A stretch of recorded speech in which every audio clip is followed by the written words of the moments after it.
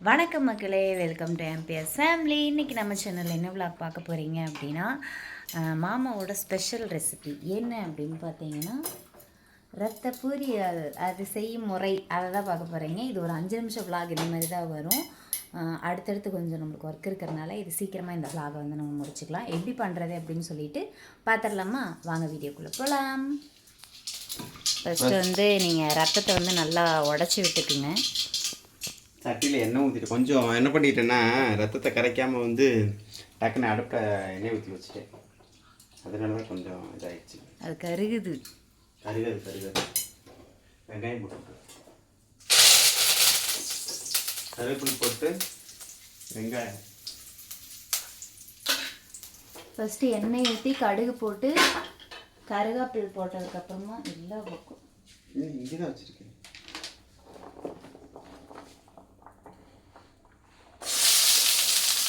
வெட்டி வச்ச வெங்காயத்தை போட்டுக்கோங்க.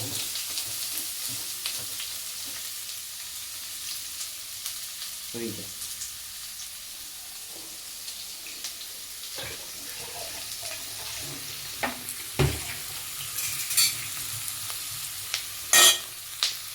வெங்காயம் போட்டு நல்லா வந்து வணக்கி செய்யும்.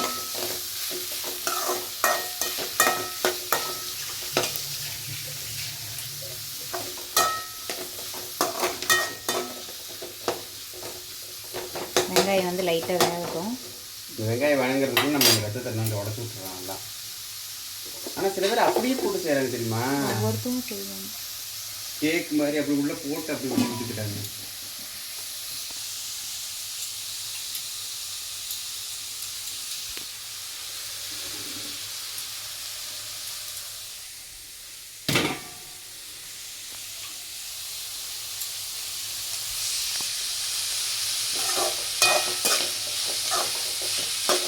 ஏன் ரத்தம் மட்டும் நான் மட்டும் கேளு.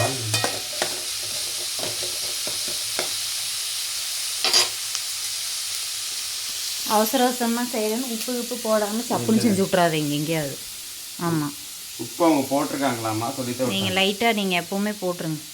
போன டைம் ஒவ்வொரு டைம் கரெக்டாக பண்ணிடுறீங்க, ஒவ்வொரு டைம் சொதப்பிடுறீங்க. அது உப்பு பயமாக இருக்குது. போட்டிருப்பாங்க சிலர். லைட்டாக டெஸ்ட் பண்ணணும்.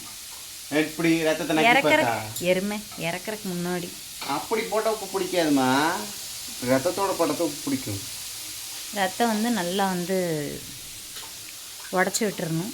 யாரெல்லாம் வந்து அப்படியே ஒவ்வொருத்தவங்க வந்து 2 3 உடச்சி அப்படியே போட்டுருவாங்க. நீ அப்படியே சாப்பிட மாட்டாது.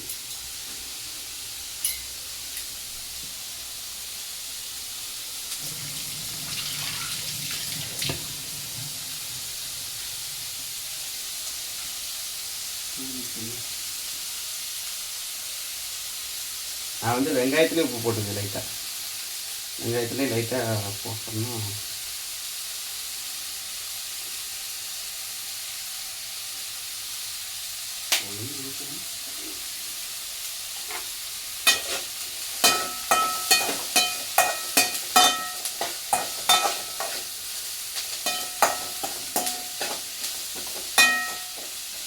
வெங்காயம் நல்லா வணங்கினதுக்கப்புறம் ரத்தத்தை ஊற்றிக்கலாம். யாரோட ரத்தம் இது? A positive. ஏ பாசிட்டிவா? ஆட்டோட ரத்தம். கொஞ்சம் நக்கி பார்க்குற உப்பு இருக்கானு நீ தானே சொன்ன. அப்படி கிடையாது. சரி, நான் இப்போ செய்யறேன். நான் எந்த பதத்துக்கு செய்யணும் அப்படின்னு சொல்லி நான் இதில் சொல்கிறேன், இல்லை வீடியோவில் சொல்கிறேன். இது வந்து பார்த்திங்கன்னா ஆட்டு தலை, அப்புறம் வந்து பார்த்திங்கன்னா மாமாவோட மூளை, இதெல்லாம் வந்து நம்ம எடுத்து வச்சுருக்கோம் ஃப்ரை பண்ணுறதுக்கு. பச்சை மிளகா போடலான்னு நினச்சேன், வெளியில் பிடிங்கிட்டு வரலாமா. பச்சை மிளகா 2 தான் இருந்தது, நான் குருமாக்கு போட்டேனே. ஒரு மிளகா போதும்ல? பாப்பா சாப்பிடணும்ல. மிளகா வந்து உங்கள் காரத்துக்கு ஏற்ற மாதிரி ஆட் பண்ணிக்கிங்க. எங்கள் வீட்டில் வந்து காரமே எதுவும் சேர்ப்போம். இப்போ கொஞ்சம் நாளாக சேர்க்கறது இல்லை. தம்பி வந்திருக்கேன், அப்புறம் பாப்பாவும் சாப்பிடுவா. இதில் என்னென்ன போட்டிருக்குன்னா, எண்ணெய் ஊற்றி கடுகு போட்டு வெங்காயம், மிளகா, அது போக பேர் என்ன, கருவேப்பிலை, இது மட்டும்தான் போட்டிருக்கு. நல்லா வந்து வணங்கிருச்சு. வந்து நம்ம இப்போ வந்து நம்ம ரத்தத்தை சுற்றிடுவோம். உடச்சி வச்ச ரத்தத்தை வந்து நம்ம ஊற்றிடலாம்.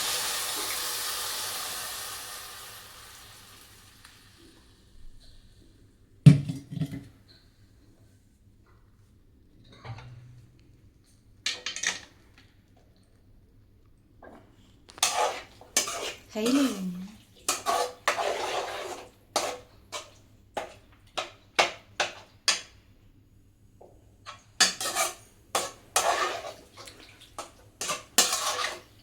ரத்த பொரியல் வந்து பார்த்திங்கன்னா நான் ஒரு 2 தடவை செஞ்சுருக்கேன், அவ்வளோதான்.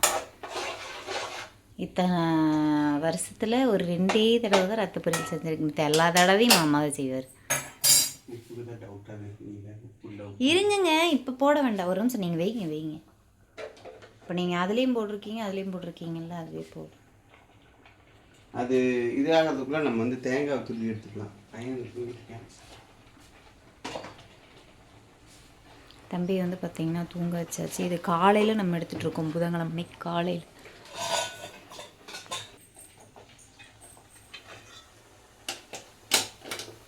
அடி பிடிக்காமல் அப்பப்போ கிண்டிக்கிங்க, இல்லைன்னா அடி பிடிச்சிப்போம்.